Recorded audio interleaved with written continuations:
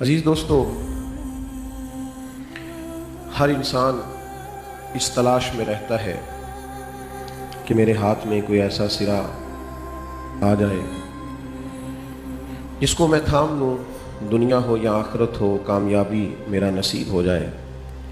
اور اگر وہ شخص مسلمان ہو تو پھر اس کی یہ خواہش جذباتی حد تک ہوتی ہے کہ مجھے ایسی چیزیں میسر آ جائیں جس سے میرا ذہن بدل جائے، اعمال پختہ ہو جائے، استقامت کے ساتھ میں دین پر عمل کروں اور بہت ساری نفسانی خواہشات اور بہت سارے دنیا کے جو بکھیڑے ہیں میں اس سے بچ جاؤں۔ ہمیں جو آدمی بہت وضاحت دنیا دار لگتا ہے نا، ہمارا خیال ہوتا ہے کہ یہ بہت بڑا کاروباری ہے اور ہر وقت بزنس کے جھمیلوں میں الجھا رہتا ہے، ہر وقت یہ کاروباری سلسلے میں مختلف اسفار کرتا رہتا ہے، تھکا رہتا ہے، دوڑ دھوپ میں رہتا ہے۔ شاید میری طرح کے کچھ لوگ سمجھتے ہوں کہ یہ دنیا دار آدمی ہے، لیکن کبھی اس شخص کے بھی پاس آپ بیٹھیں گے تو چاہتا وہ بھی یہی ہے کہ کچھ ایسا ہو جائے کہ میری دنیا بھی سنور جائے اور میرا رب مجھ سے راضی ہو جائے۔ ہر مسلمان جس کو اللہ تعالیٰ نے ایمان کی دولت سے نوازا ہے، اس کی یہ طلب بھی ہے، اس کی یہ تڑپ بھی ہے اور اس کی یہ آرزو بھی ہے۔ اس کے لیے لوگ بڑی جدوجہد کرتے ہیں، کتابوں کا مطالعہ بھی کرتے ہیں، آستانوں کی حاضری بھی دیتے ہیں، جن لوگوں کو وہ دانشور سمجھتے ہیں ان کی بات بھی سنتے ہیں، لوگ خیر کی مجالس بھی سجاتے ہیں، صدقات بھی کرتے ہیں، سخاوت بھی کرتے ہیں، جدوجہد کرتے ہیں، اور یقیناً یہ ساری چیزیں ثمربار بھی ثابت ہوتی ہیں، اس کے اچھے نتائج بھی نکلتے ہیں۔ لیکن قرآن مجید نے بڑے ہی مختصر اور بڑے ہی جامع الفاظ کے ساتھ کامیابی کا حصول کیسے ہو سکتا ہے وہ طریقہ بتلا دیا۔ امام شافعی رحمۃ اللہ علیہ فرماتے ہیں یہ جو سورہ عصر ہے یہ قرآن مجید کا خلاصہ ہے۔ وہ تمام احکام جو ایمان لانے کے بعد قرآن مجید جن کا مطالبہ کرتا ہے، سورہ عصر نے جامع کر کے سب کو بیان کرتا ہے۔ آپ کو کسی گہرے فلسفے میں الجھنا نہیں پڑتا، بہت ساری گتھیاں سلجھانی نہیں پڑتی، بنظر غائب قرآن مجید کی اس مختصر ترین سورہ مبارکہ کا مطالعہ کریں اور انداز دیکھیں کہ ایسا انفرادی ہے۔ فرمایا والعصر، محبوب آپ کے زمانہ مبارک کی قسم ہو، ان الانسان لفی خسر، بے شک انسان نقصان میں ہے۔ جتنا مرضی اس نے اپنے بزنس کو مضبوط کر لیا ہے اور جتنی بڑی اچھی ڈگریاں اس نے لے لی ہیں اور بظاہر دنیاوی لحاظ سے وہ بہت سارے لوگوں سے سبقت لے گیا ہے، لیکن ہے نقصان میں۔ تو مالک سارے لوگ ہی نقصان میں ہیں۔ فرمایا الا الذین آمنوا، سوائے ان لوگوں کے جو ایمان لے آئے، وعملوا الصالحات، اور نیک اعمال کیے، وتواصوا بالحق، ایمان لائے پھر نیک اعمال کیے اور پھر ایک دوسرے کو حق کی نصیحت بھی کی۔ اور یہ ہو نہیں سکتا کہ آپ سچی بات کریں اور آپ کو مشکل نہ آئے، یہ ممکن نہیں ہے کہ آپ خیر کا رستہ اختیار کریں اور وہ رستہ دشوار نہ ہو۔ وہ تو جو بھی اس رستے پہ چلے گا، جتنا مرضی بڑا بھی ہو، جتنی بڑی قریب کی نسبتیں بھی رکھتا ہو، وہ شہزادہ کیوں نہ ہو جس نے محبوب کے کندھوں پر سواری کی، جو بھی اس رستے میں چلے گا حق کے رستے میں اسے مشکل تو آئے گی۔ فرمایا اب چوتھا کام اور آخری کام یہ کرے کہ وتواصوا بالصبر، اس رستے میں صبر کی تلقین کرے، حوصلے کو، بردباری کو، ہمت کو۔ یہ فوراً طے ہونے والا رستہ نہیں ہے، مجھے آپ ایک پھونک مار دیں، ایک نظر کر دیں، ایک توجہ کر دیں، ایک تعویذ دے دیں، 1 منٹ لگا دیں، یہ ایسا رستہ نہیں ہے۔ یہ رستہ ہے صبر والا، اطمینان والا۔ آپ کو بار بار اٹھنا ہے، بار بار چلنا ہے، بار بار تھکاوٹ کو اتارنا ہے، بار بار شیطان کو مات دینی۔ تو فرمایا 4 کام کرو۔ ایک تو ایمان مضبوط ہو، یقین کامل کی دولت حاصل ہو۔ دنیا میں سب سے زیادہ پیچھے وہ لوگ نہیں رہ جاتے جن کے پاس ڈگریاں نہیں ہوتی، کمزوریاں وہ نہیں دکھاتے جن کے پاس شعور نہیں ہوتا کہ میں نے کام کیسے لے کے آگے جانا۔ یاد رکھیے گا وہ لوگ بھی زیادہ پیچھے نہیں رہ پاتے جن کے ساتھ تعاون کرنے والا، ہاتھ بٹانے والا، سہارا دینے والا، مشورہ دینے والا کوئی نہیں ہوتا۔ سب سے زیادہ دنیا میں پیچھے وہ لوگ رہ جاتے ہیں جن کے پاس ڈگری بھی ہوتی ہے، صلاحیت بھی ہوتی ہے، مالی وسائل بھی ہوتے ہیں، اچھے مشیر بھی ہوتے ہیں، اور فیصلے کی قوت نہیں ہوتی۔ بے یقین زندگی، کروں کہ نہ کروں، چلوں کہ نہ چلوں، نظریاتی کمزوری، عقیدے کی کمزوری، فکری طور پر بزدلی۔ جو شخص ساری زندگی فیصلہ نہیں کر پاتا کہ مجھے کس راستے پہ جانا ہے، وہ عمل کب کرے گا؟ جب تک آپ عقائد کے لحاظ سے یقین کامل کی دولت تک نہیں پہنچ جاتے، آپ کو لطف ہی نہیں آتا۔ آپ کو نظریاتی طور پر بہت پختہ ہونا چاہیے۔ ہمیں یہ سمجھ لینا چاہیے کہ جو عقائد اسلام ہمیں ملے ہوئے ہیں وہ برحق ہیں۔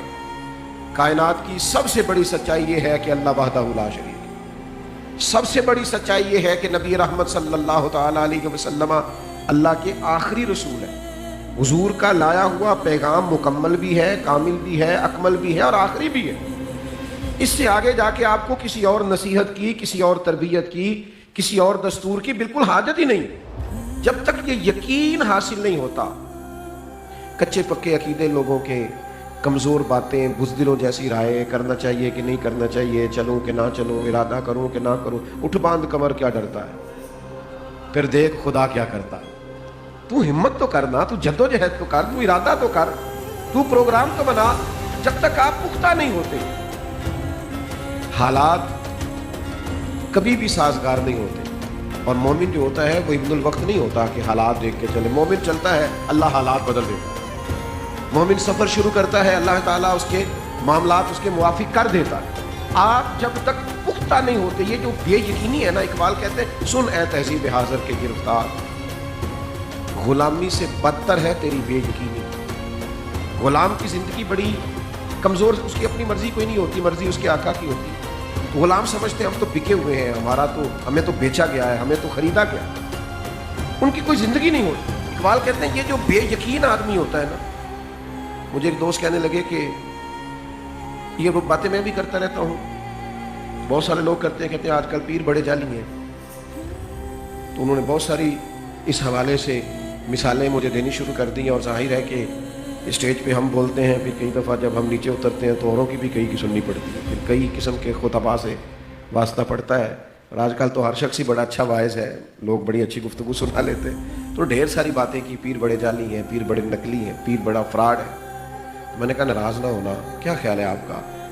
صرف پیر ہی جعلی ہیں؟ مرید بھی کافی سارے جعلی ہیں، یہ نہیں آپ کو پتہ چلا؟ وہ چلے شعر پنجابی کا ہے لیکن آپ کی سمجھ میں آئے گا۔ صدیوں پہلے ایک درویش حضرت سلطان پاک، انہوں نے کہا تھا رب دا طالب کوئی نہیں ملیا، یہ تے جو ملے ہے طالب زر دا۔ لوگ اللہ کا قرب تو لینے نہیں آئے، یہ تو زر کے لیے، دولت کے لیے، تعویذ کے لیے، کاروبار چمکانے کے لیے۔ رب دا طالب کوئی نہیں ملیا، یہ تو آئے ہیں اپنے دعاداروں کے لیے کرا کے چلے گئے، انہوں نے قرب الہی کا سفر مانگا کب؟ آپ جب تک یقین کی دولت تک نہیں آتے۔ حضرت ابو ذر غفاری رضی اللہ تعالیٰ عنہ نے حضور کی بارگاہ میں حاضر ہو کے کلمہ پڑھا۔ اللہ کے حبیب صلی اللہ تعالیٰ علیہ وسلم نے جو نصیحتیں فرمائی، تو ایک نصیحت یہ فرمائی، اللہ کے رستے میں کسی ملامت کرنے والے کی ملامت کی پرواہ نہ کرنا۔ لوگ تمہیں راہ خدا میں ملامت کریں گے، یجاہدون فی سبیل اللہ ولا یخافون لومۃ لائم۔ اللہ فرماتے ہیں رب کے بندوں کی شان یہ ہے کہ وہ اللہ کے رستے میں جہاد کرتے ہیں اور کسی ملامت کرنے والے کی ملامت کی پرواہ نہیں کرتے۔ ذالک فضل اللہ، ان پر اللہ کا فضل ہے۔ لوگ تمہیں باتیں کریں گے، لوگ کہیں گے یہ تم کس رستے چل پڑے ہو، مولوی ہو گئے ہو، چھوڑ دو گے کیا سارے کام؟ حضرت ابو ذر غفاری سے سرکار نے فرمایا کسی ملامت کرنے والے کی ملامت کی پرواہ نہ کرنا، قربان جائیں۔ تھوڑی دیر کے بعد حضرت ابو ذر غفاری نکلنے لگے تو دور وہ تھا جب دار ارقم میں لوگ کلمہ پڑھتے تھے اور اپنے ایمان کو چھپاتے تھے۔ بڑی مختصر سی تعداد تھی مسلمانوں کی، کفار ستایا کرتے تھے۔ جناب ابو ذر نکلنے لگے تو کسی نے کہا ابھی باہر جا کے بتانا نا کہ میں نے کلمہ پڑھ لیا ہے، بتانا نا کہ میں مسلمان ہو گیا ہوں، ورنہ وہ ماریں گے، ستائیں گے، تکلیف دیں گے، برا بھلا کہیں گے، زد و کوب کریں گے۔ یہ ہے ان لوگوں کی شان جنہیں یقین کامل حاصل تھا۔ حضرت ابو ذر غفاری فرمانے لگے ابھی تو میں نے حضور سے وعدہ کیا ہے کہ میں کسی کی پرواہ نہیں کروں گا، یہ ابھی تو وعدہ کیا تو بھائی میں تو جاؤں گا اور میں تو اعلان کروں گا، میں تو اظہار کروں گا کہ میں کون ہوں۔ ہم کیوں ڈرتے ہیں اپنے عقیدے کا اظہار کرتے ہوئے؟ ہم کیوں شرماتے ہیں؟ ہم کیوں سہمی ڈری باتیں کرتے ہیں؟ ہم کیوں نظریاتی طور پر اپنے عقائد کا مضبوطی کے ساتھ اظہار نہیں کرتے. جناب ابو ذر غفاری گئے, اظہار کیا, انہوں نے مارا اور بڑا مارا. زخموں کا بھی ایک ذائقہ ہوتا ہے, نہیں پتا, زخموں کی بھی ایک لذت ہوتی ہے. زخم کبھی ٹھیک ہونے پہ آئے تو اسے دبا کے دیکھنا, وہ بھی ایک ذائقہ دیتا ہے.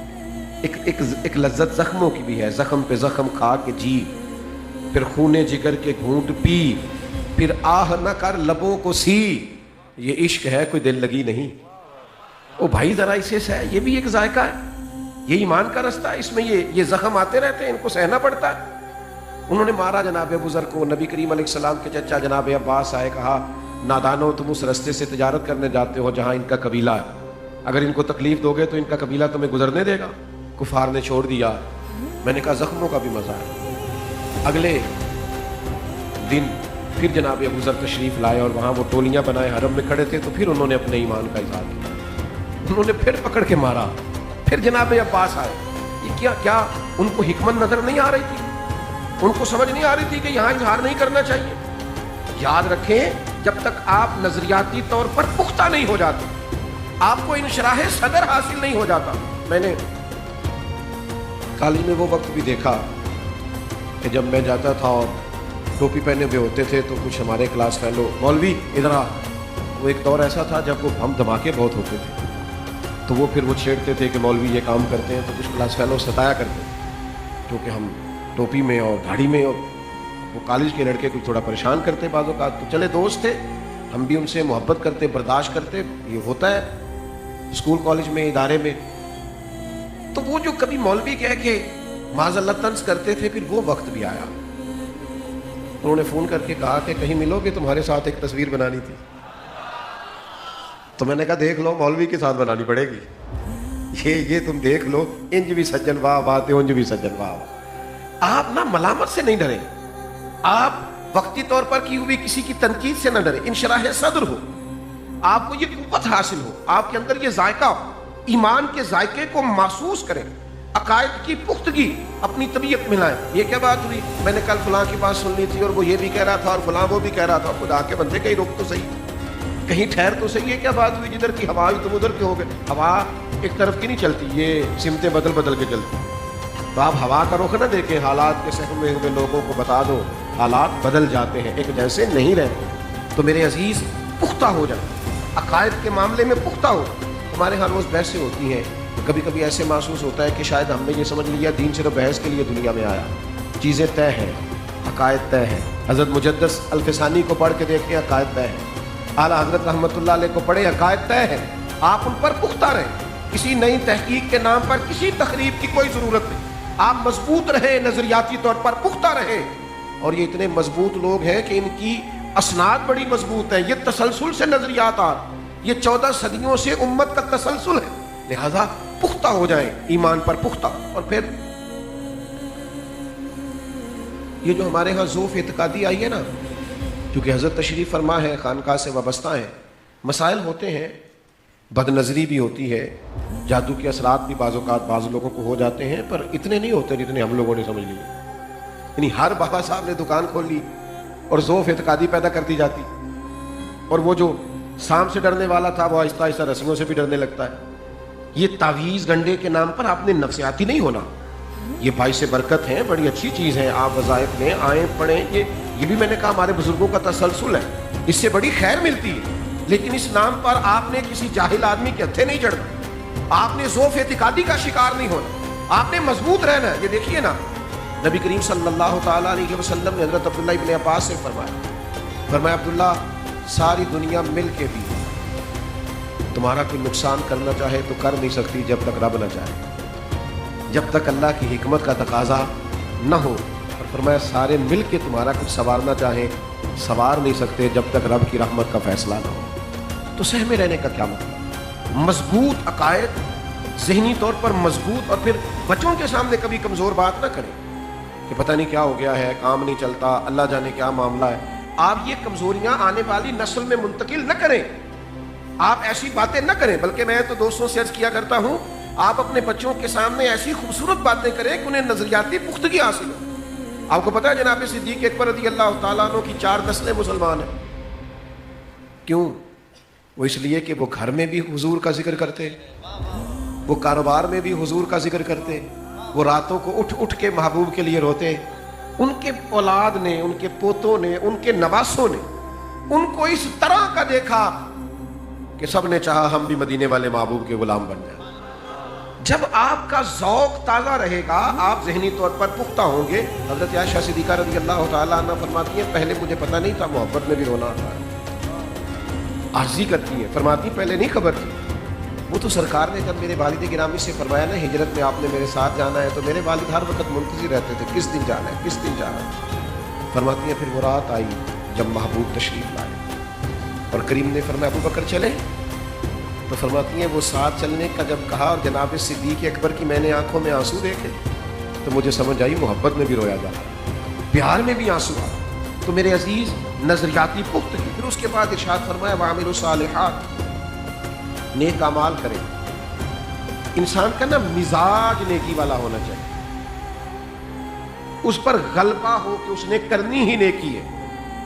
مسلمان کا یہ مطلب نہیں ہوتا کہ وہ معاذ اللہ دکان پہ بیٹھا ہے تو وہ جھوٹ بھی بولے، سچ بھی بولے، اور جو اس کے من میں آئے کرے، اور پھر وہ کہے کہ اب میں نے وضو کر لیا ہے، سب جھاڑ دیا ہے، اب جا کر کے میں مصلی پہ بیٹھ جاؤں عبادات کریں۔ مسلمان تو ہر وقت مسلمان ہوتا ہے، مومن ہر وقت مومن ہوتا ہے۔ غلبہ ہو طبیعت پر نیکی کا، یعنی اسلام یہ نہیں کہتا کہ آپ سارا کچھ چھوڑ چھاڑ کے مسجد میں جا کے بیٹھ جائیں۔ اسلام کہتا ہے دکان پہ بھی رہو تو عبادت یہ ہے کہ رزق حلال ہونا چاہیے، تمہاری گفتگو میں سچائی ہونی چاہیے، تم کسی کا بھلا کرو گے، کسی کو دھوکہ نہیں دو، طبیعت پر غلبہ ہو نیکی کا، اور اس طرح کا ہو کہ فاستبقوا الخیرات، دوڑ دوڑ کے نیکیاں کی جائیں، نیکی میں سبقت لے جائی جائے، نہیں کوئی خیر کا کام چھوڑا نہ جائے۔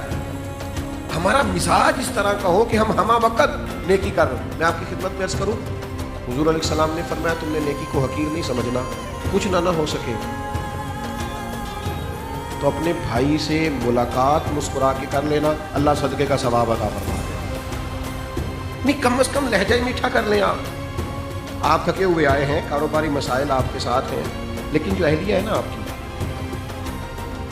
وہ آپ کا لباس ہے، آپ اس کا لباس ہے۔ آپ جتنے مرضی بڑے آدمی بھی ہیں، آپ ہزاروں لوگوں کو ڈیل کرتے ہیں، آپ کچھ بھی ہیں، لیکن وہ آپ کا لباس ہے، آپ اس کا لباس ہے۔ وہ جو بات آپ سے کرے گی کسی اور سے کر سکتی، تو اس کو بھی چند منٹ درکار ہیں۔ آپ غصہ کر رہے ہیں، گھر آئے ہیں، میں تھکا ہوا آیا ہوں، میں فلاں کر کے آیا ہوں، تم نے بات چھیڑ دی، او بھائی ذرا ٹھہر تو صحیح، سن تو صحیح۔ یہ وہ رشتہ ہے جسے اللہ نے اپنی نشانیوں میں سے نشانی قرار دی۔ آپ کی والدہ کو جو بات آپ سے کرنی ہے وہ کسی اور سے کر سکتی نہیں۔ آپ کا والد جس اعتماد سے آپ کے ساتھ بات کر سکتا ہے کسی اور سے کر سکتا۔ یہ آرام پسندی کا مزاج طبیعت سے نکال دیں۔ مومن فعال ہوتا ہے، جد و جہد کرنے والا ہوتا ہے، ہر وقت نیکی کا مزاج رکھتا ہے، اس کی کوشش ہوتی ہے یہ خیر بھی کر لوں، یہ خیر بھی کر لوں، یہ خیر بھی کر لوں۔ اس کی طبیعت پر غلبہ نیکی کا ہوتا۔ ہم کیا کرتے ہیں؟ ہم آرام ڈھونڈتے ہیں کہ تھوڑا سا کوئی کام ہو جائے، پھر ذرا مجھے موقع ملے اور میں فٹافٹ آرام کروں۔ آرام نہیں تلاش کریں۔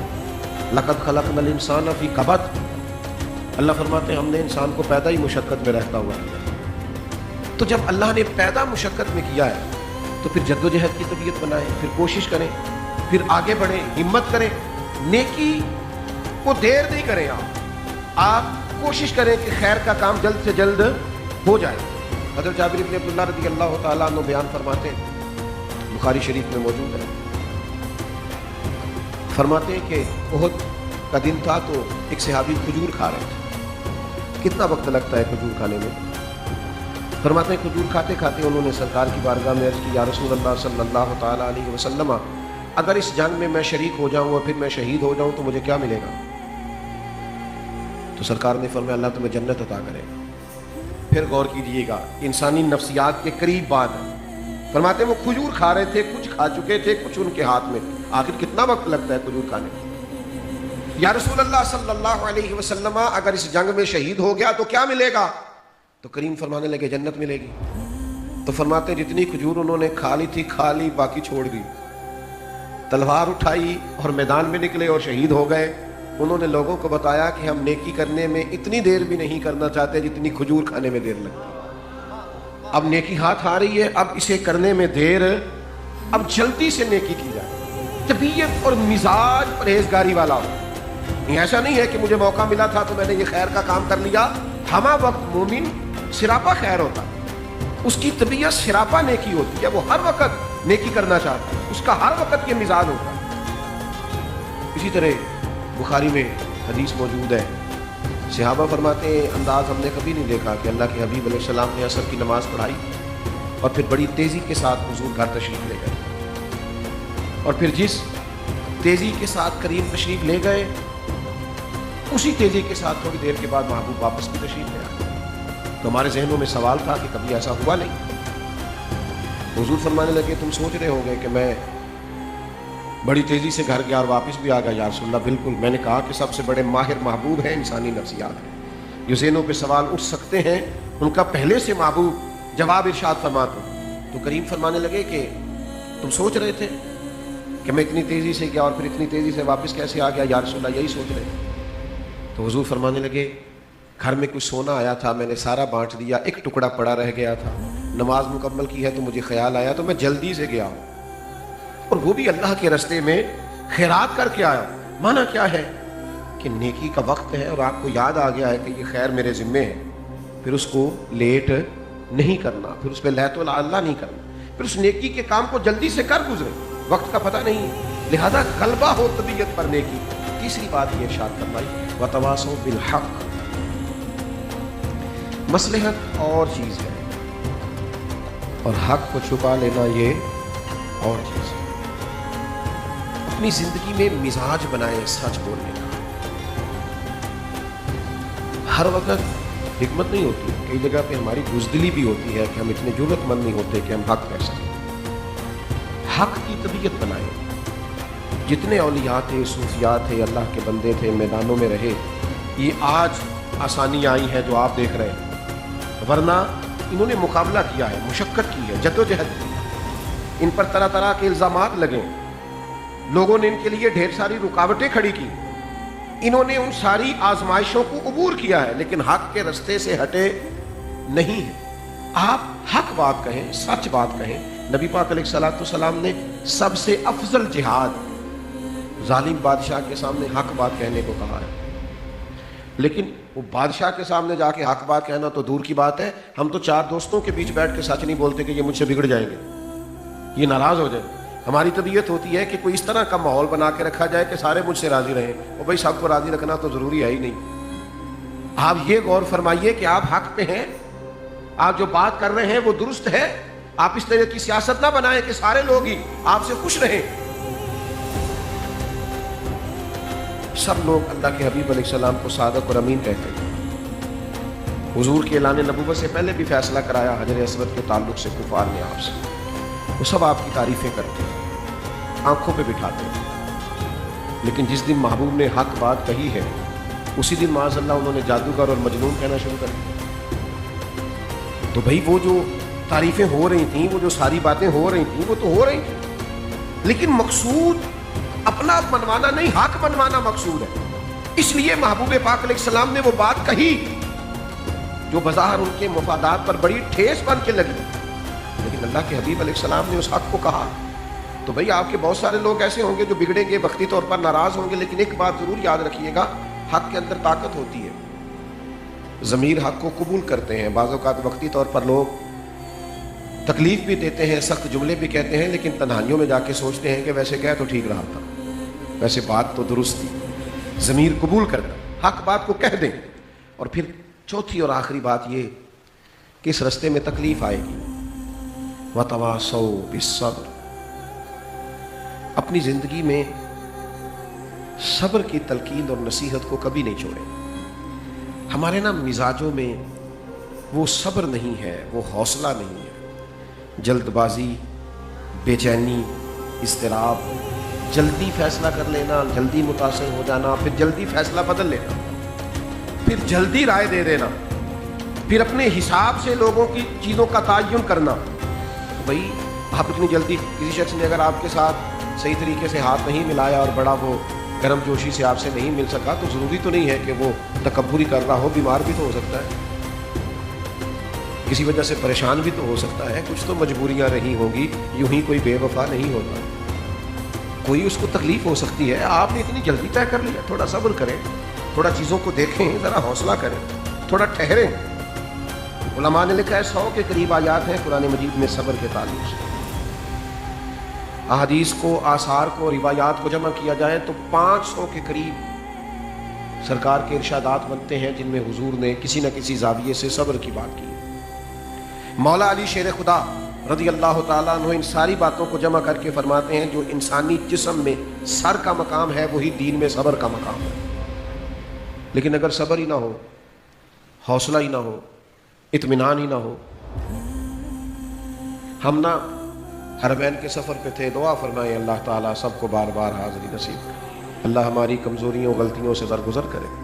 ایک سفر میں تھے تو ہمارا خیال تھا کہ انتظام بڑا ہی اچھا ہے، لیکن کچھ زائرین پھر بھی تھوڑے سے مضطرب تھے، پریشان تھے.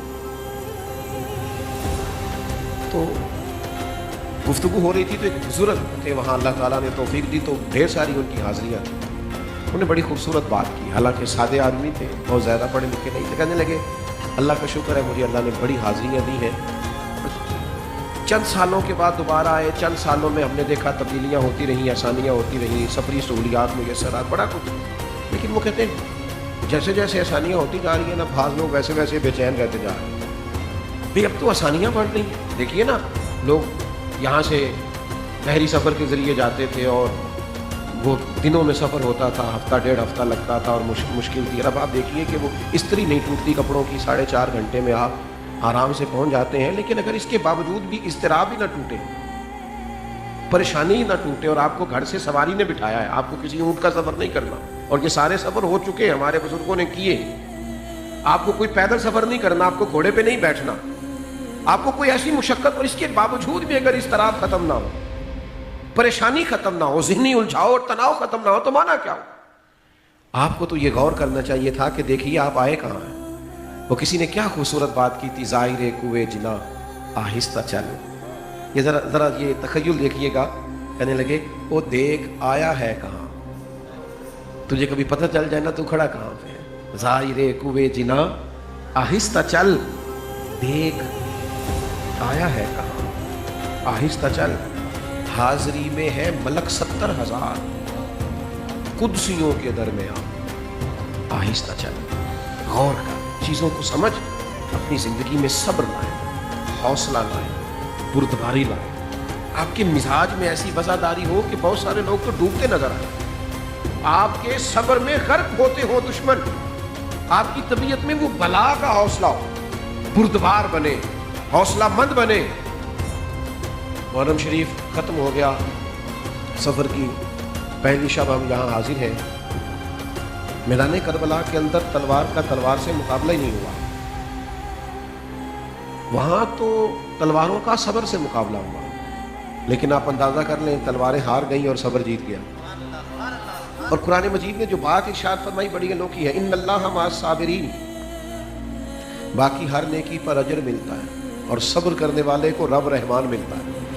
اللہ کہتا ہے میں صبر کرنے والے کے ساتھ ہوں، میں تیرے ساتھ. بھائی بے حوصلہ نہ ہو. اور آپ ذرا صبر کر کے تو دیکھیں. میں ایک گزارش، ایک بزرگ آئے تو وہ مجھ سے کہنے لگے کہ حضرت میں بڑا ہی ڈانٹ ڈپٹ بھی کرتا ہوں، غصہ بھی کرتا ہوں، بچے بات نہیں سنتے، بیٹیاں نہیں سنتی، بہویں نہیں سنتی، توجہ ہی نہیں کرتے. تو میں نے کہا کہ چھوٹا آدمی ہوں، اب یہ کہ آپ کو میں سمجھاؤں گا تو اچھا تو نہیں لگے گا، پر آپ ایک دن ایسا تو کریں کہ وہ جو گھر جا کے آپ ڈانٹ ڈپٹ کرتے ہیں وہ نہ کریں، بلکہ سوائے السلام علیکم کے کوئی کلام ہی نہ کریں، اور سیدھا اپنے کمرے میں چپ کر کے جا کے تو دیکھیں. یہ صبر یہ کریں تو صحیح. تو اگلی صبح مجھے ملے، کہنے لگے وہ تو انقلاب آ گیا. میں نے کہا کیا ہوا؟ کہنے لگے السلام علیکم کہہ کے میں سیدھا کمرے میں چلا گیا. 20 منٹ خاموش ہو کے بیٹھا ہوں. پہلے ایک بچہ آیا، کہتا ابا جی طبیعت صحیح ہے آپ کی. پھر دوسرا آیا، اس نے کہا کوئی پریشانی تو نہیں. پھر وہ بہو جس پر مجھے سب سے زیادہ شکوہ تھا وہ آئی ہے، اس نے کہا کہ آپ نے اپنی مرضی کی چیز کھانی ہو تو میں بنا دوں. تو کہنے لگے یہ کیا ہوا؟ تو میں نے کہا یہ وہ والا حوصلہ ہے جس سے انسان کو خدائی مدد ملتی ہے. آپ تھوڑا صبر تو کریں. بہت زیادہ شدت کے ساتھ بے چینی کا اظہار کرنا یہ تو کئی دفعہ بے آبرو کر دیتا ہے. آپ اپنے دکھوں کا بہت زیادہ اظہار کرتے ہیں تو لوگ بزدل سمجھنا شروع کر دیتے ہیں. طاقتور رہنے کا طریقہ یہ ہے صبر سے رہیں، حوصلے سے رہیں. اور پھر میں آپ کو ایک بات اور بھی عرض کروں، جو آزمائش آتی ہے وہ آ کے رہتی ہے. آپ کا جتنے مرضی بڑے بڑے لوگوں سے رابطہ ہو، درجنوں ڈاکٹر آپ کے ارادت مند عقیدت مند ہوں، جو بیماری آئے گی وہ اپنے وقت پہ جائے گی۔ انسان کو اللہ تبارک و تعالیٰ